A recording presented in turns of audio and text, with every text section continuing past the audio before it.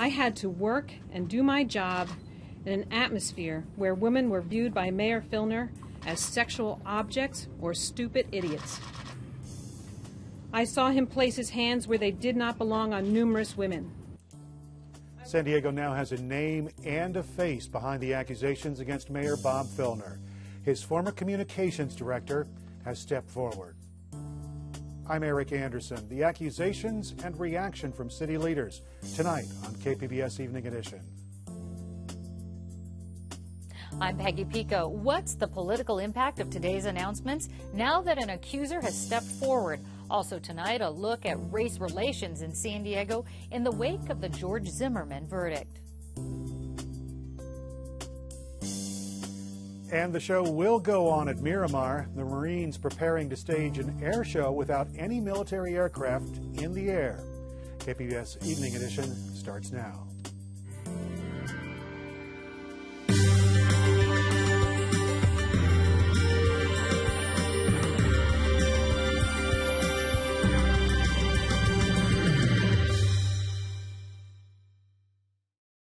He refused to listen to someone whom he had known for 35 years and who told him explicitly during a senior staff meeting that his behavior with women was terrible and possibly illegal. Mayor Filner laughed it off. A former top aide to San Diego Mayor Bob Filner steps forward saying he sexually harassed her, and now she's suing him. Good evening. Dwayne Brown is off tonight. Irene McCormick Jackson was the mayor's communications director until last month.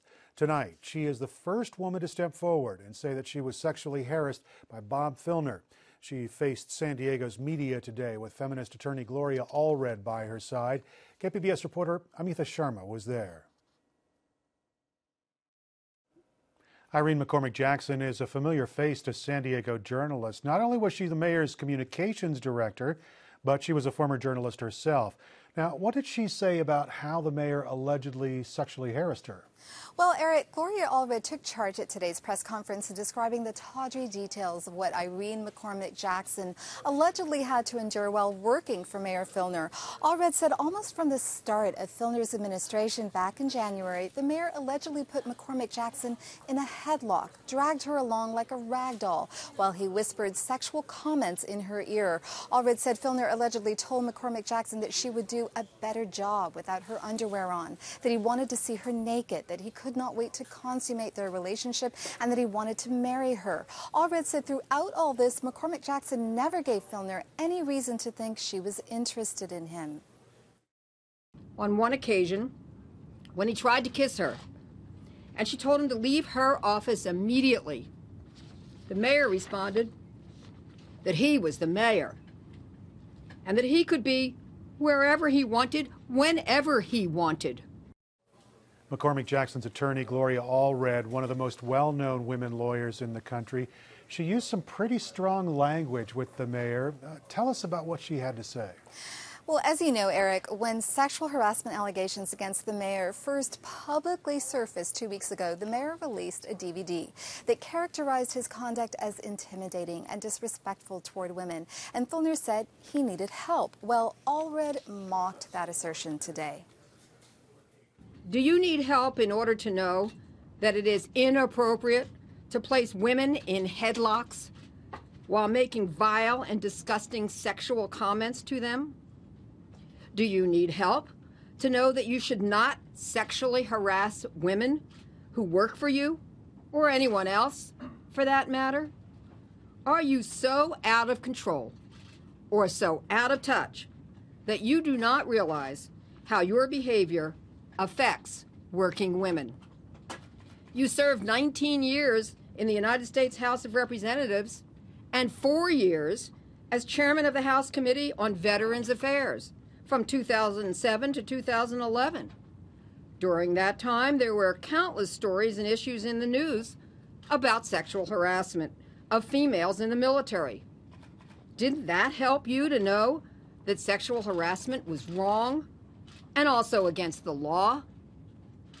Were you paying attention during the sexual harassment scandals involving United States Senator Bob Packwood and Herman Cain And Clarence Thomas, were you awake during any of those scandals? Now, Amitha, it's been nearly 2 weeks since the calls started coming in for Filner's longtime allies to resign because of sexual harassment accusations. But not one of the women had made the accusations publicly. Now McCormick has. How much credibility does her story lend to those accusations? A lot. She's exactly the type of person you want to make their story public first. In a sexual harassment case like this, McCormick Jackson has a history in this town and is well respected. She worked as a news reporter for a long time at the Union Tribune. She held an executive position with the Port of San Diego, and she has a compelling story to tell. She says she was a true believer in Bob Filner. She took a $50,000 pay cut to work for the mayor as his communications director because she says she believed he would be a progressive force. And she says he told her her vast experience would be invaluable in making the city a driving economic engine in the future. Her lawyer says had McCormick Jackson known he would be a sexual harasser, had she known Bob Filner would be a sexual harasser, she would have run fast and hard in the opposite direction. I was thrilled to be given the opportunity to be part of a progressive administration dedicated to improving the lives of the citizens of San Diego. The team that Mayor Filner had put together had many women, and I felt that I would be respected for my contributions. I gladly took a pay cut of $50,000 a year because I believed in what the mayor stood for and I wanted to be part of it. However, the past 6 months turned out to be the worst time of my entire working life. I had to work and do my job in an atmosphere where women were viewed by Mayor Filner as sexual objects or stupid idiots. Amitha, you contacted the mayor's office today. Any response at all? None so far yet, Eric. KPBS reporter Amitha Sharma, thanks. City Attorney Jan Goldsmith, meanwhile, says his office will represent the city, but not the mayor in that lawsuit. He says it would be a conflict of interest for his office to represent the mayor because the city could file a cross-complaint against the mayor as a matter of indemnity. Goldsmith also said his office has already worked out an agreement to keep Filner from meeting privately with women in City Hall. Earlier today, 2 city councilmen repeated their calls for the mayor to resign.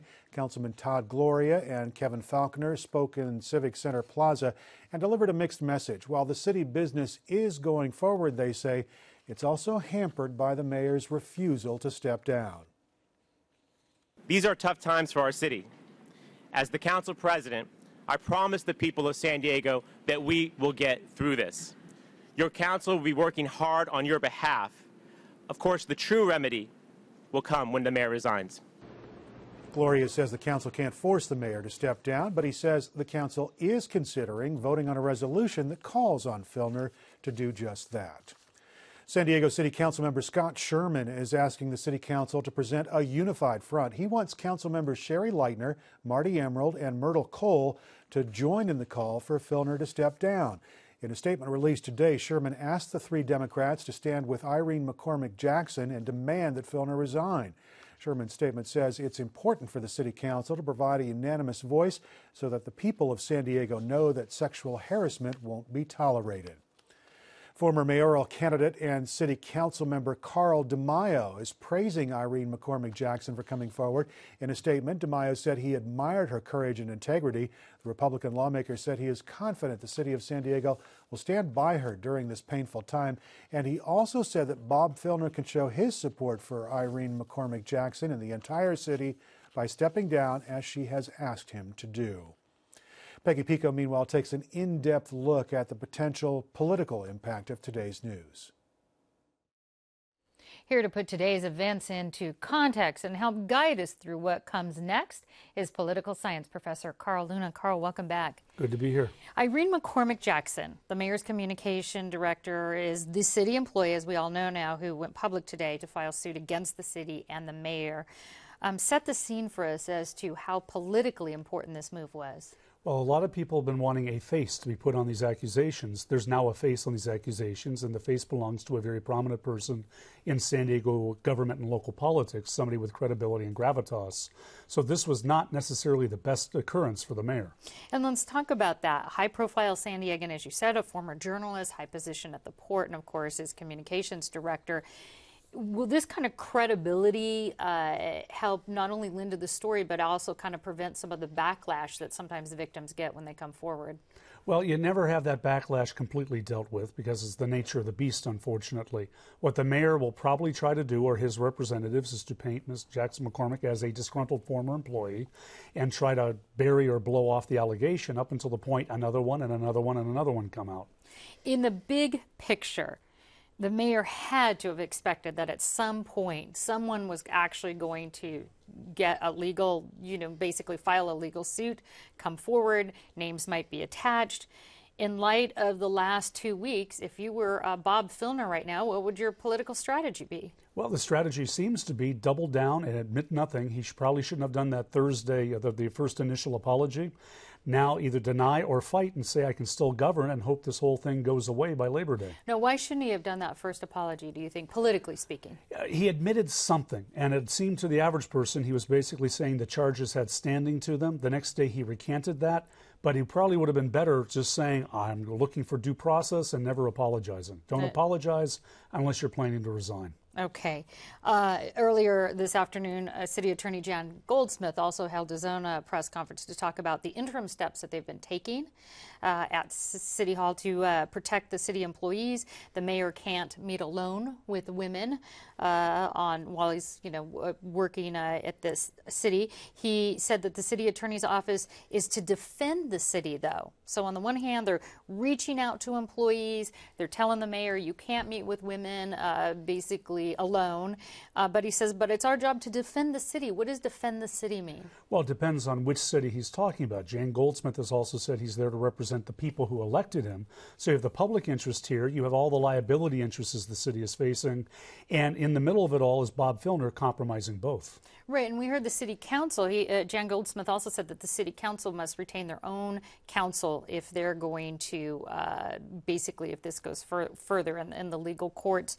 But the city's office is defending San Diego as in the infrastructure, well, as in who? As a municipal corporation. They're the corporate lawyers, but then each of the individuals, the partners in the corporation, have to have private counsel, and that becomes an issue for Bob Filner as well, and the costs of this can mount.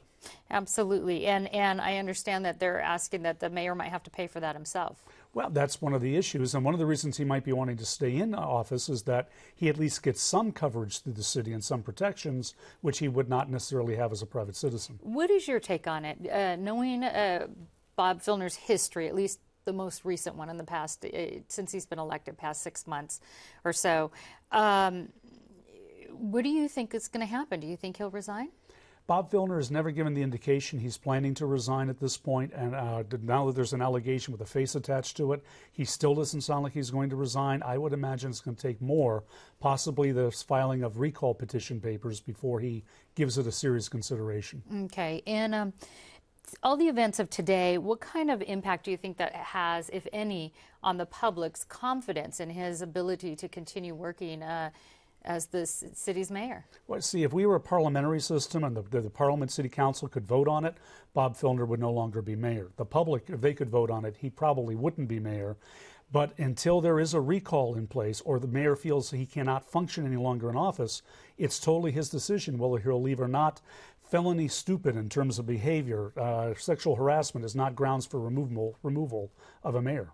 Okay. We'll be obviously following this as further things develop. Political science professor Carl Luna, thanks so much. You're welcome.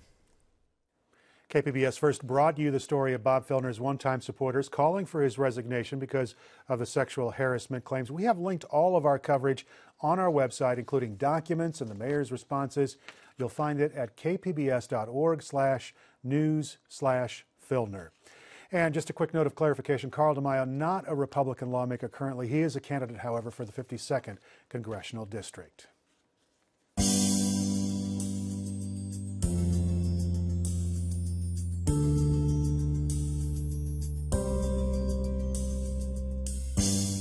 The Miramar Airshow is going to be happening the first weekend in October, but without the Blue Angels or any flights by active duty military aircraft up in the air.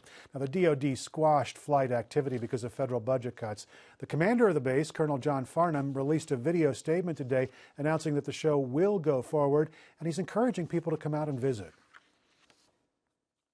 You'll see a number of static displays that really give you an opportunity to understand your Marine Corps and what it is that we do for the nation. To see that your trust in us to protect our way of life, to protect our nation is not misplaced. So, while the show is going to be a little bit different this year, I tell you it's going to be a time to remember for you and for your family. Farnham says people will be able to see military aircraft on the ground, and they will be able to interact with the crews that fly the aircraft. Several rallies were held in San Diego following the trial outcome for the shooting death of Florida teen Trayvon Martin. Peggy Pico takes a closer look at how the case will impact race relations. Following the not guilty verdict, President Obama addressed the issue of race in America in a speech on Friday. Here are a few highlights. There are very few African-American men in this country who haven't had the experience of being followed when they were shopping in a department store. That includes me.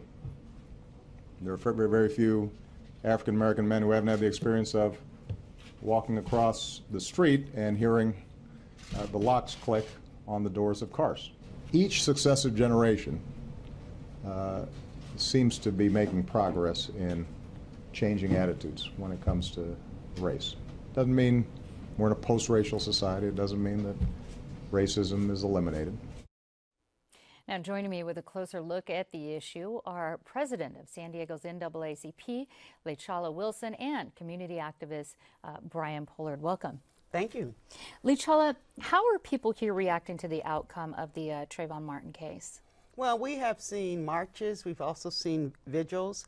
I believe that Sunday night there was one at North Park, followed by one at the Balboa Park by the fountain, and NAACP San Diego was involved in that. And then on Saturday, because, Al Sharpton actually called a 100-city protest or march or rally. And people in San Diego participated in yes. that. Did it surprise you, basically this sort of response, San Diegans joining in on this, or was it expected? It was expected, and I probably would have been disappointed had they not. And, everyone was watching the trial. There's strong feelings both ways, and I think it's nice as long as if they want to, I don't really like using the word protest, but if they want to have a march and a vigil showing, yes, so there's pleasure with the verdict, but also asking for the Department of Justice to look into filing federal civil or criminal penalties and also for a civil trial. Progressing the case a little bit forward. Now, Brian, the president talked about, we saw in that clip, that he himself has experienced people locking the doors, crossing the street, basically fear. As he walks down the street as a black man before he was president. Have you experienced anything like that? Absolutely. Growing up here in San Diego, as well as going to college in Louisiana, certainly experienced it. The difference between the experiences in Louisiana when I was in college was it was more overt. And what I've experienced here in San Diego, and again, native San Diegan, and have gone to a variety of different schools, both black and white. It's more of a subtle sort of racism, but I have experienced the elevator scenario when he brought that up. In fact, I still do from time to time, is when I get into an elevator and there happens to be a lady that is there, the clenching of the purse, the one step away from me, and the anticipation, shall I say, for the door to open up when it's just she and I in there. Yes, so I have experienced I was going to follow up. Does this still happen? Does it happen often? For me, now that I'm a little older, maybe I'm less of a threat, perceived threat. But I've seen it with kids in Fashion Valley, and when there's more than one or two African Americans or Latinos, I've noticed just in observing the reactions of certain people, yes. Well, certainly San Diego is diverse. We have a mixed population and also very transient with the Navy. How do you think that influences racial attitudes here? I think the diversity is going to scare a lot of people moving forward. I think that the conversation that I've heard is there is a shift in the demographics. Caucasians seem to be the lesser of the population these days, and even in District 4, our district, African Americans are not the quote-unquote predominant racial entity any longer. Okay. Well, Lechala, what do you think some of the obstacles are on moving forward, on progressing or finding solutions against racism? I think some of it has to do with politics, and you know how they say power concedes nothing? And that's the obstacle, is that people who are in power do not want to give up their power. And so until we get more people engaged in the political process, or people understand that we can all work together, then I think that would help. But people are in fear, and they don't want to give up their power base. Well, there's certainly a whole lot more on our website about this and some possible solutions and moving forward. Lechala Wilson and Brian Pollard, thank you so much for coming and talking with us today. You're very welcome. Thank you for having us. Thank you. I'm Ray Suarez. On the next News Hour, the first in a series of stories on stopping gun violence, a Los Angeles program aimed at gangs. That's Monday on the PBS NewsHour. About 350,000 Americans have multiple sclerosis. The degenerative disease can cause muscle weakness, problems with coordination, and it eventually robs patients of their ability to walk and talk. But some MS patients refuse to let that condition get the better of them. KPBS health reporter Kenny Goldberg tells us about an Escondido woman who's taking a distinctive approach to battling the disease. Aurora Colello loves to show off the medals she's won from various triathlons. Probably the one I'm most proud of is the Orange Man half Ironman, 1.2-mile swim in the ocean, 56-mile bike, and then a half marathon, 13.1 miles. I trained for about 9 months for this race. I just wanted to get to the finish line alive and with a smile on my face, and I got 5th place in my age group. The amazing thing is that Colello, who's 40, didn't exercise at all until 2008. That's when she got a diagnosis that scared her to death. Here's what happened. Colello started having pain and blurry vision in her right eye. Suddenly, one morning, things went totally haywire. I had completely lost my vision. I was completely blind in my right eye. So they rushed me for an MRI, and the MRI showed 10 large lesions all over my brain. And the neurologist pulled up that MRI on a screen and showed them to me. And he said I had had an extreme case of optic neuritis, which is inflammation of the optic nerve. And he said I would never get my vision back, and if I ever did, it would never be the same. The doctor told Colello she had multiple sclerosis. He said she would start to suffer fatigue and that her body would slowly fall apart. The doctor advised Colello to start taking some medications right away to manage the disease. For days, Colello was devastated. She couldn't stop crying. Then her husband told her something she'll never forget. You can't give in, because if you give in, you will end up in a wheelchair. You will end up with all this stuff your doctors are telling you you're going to get. And when he said that to me, it really hit me, because I wasn't fighting it. I was just totally, depressed, and I felt hopeless. And I don't think there's anything worse than that. Multiple sclerosis can be a crippling disease. But UC San Diego neurologist Jody Corey Bloom says MS doesn't always follow the same course. I would say it's the unpredictability of MS that makes it the most challenging and I think probably very difficult for the patients who have to live with it. Dr. Corey Bloom says there are a number of medications, both injectable and in pill form, that work quite well in helping to manage MS symptoms. So we call them disease-modifying therapies. These therapies are actually amazing in the sense that they can really, in many instances, keep patients where they are. They can give them their best shot at not progressing, really. The problem is that sometimes people don't start them until too late. Okay, let's warm up for just 90 seconds. Very easy. Aurora Colello decided early on she didn't want to take standard medications at all.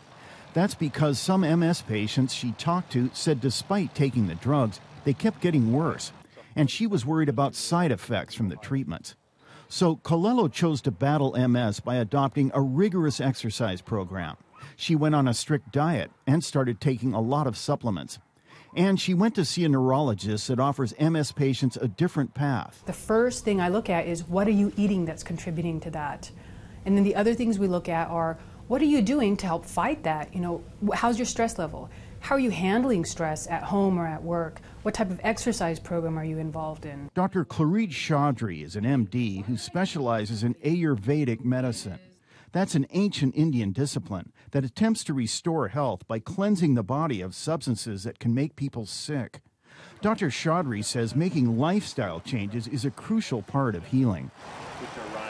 If you can take people who are diabetic and improve their lifestyle and they're no longer diabetic, if you can take people who have coronary artery disease, improve their lifestyle and they no longer have coronary artery disease, why can't we do that with MS? Aurora Colello says that approach is working for her. In fact, she's stepping up her training to prepare for a triathlon in Malibu this September. Colello also has a busy home life with a husband and 4 young kids. Angelo, come get your shoes on. So she doesn't have time to sit on her couch and eat bonbons. But Colello's not complaining.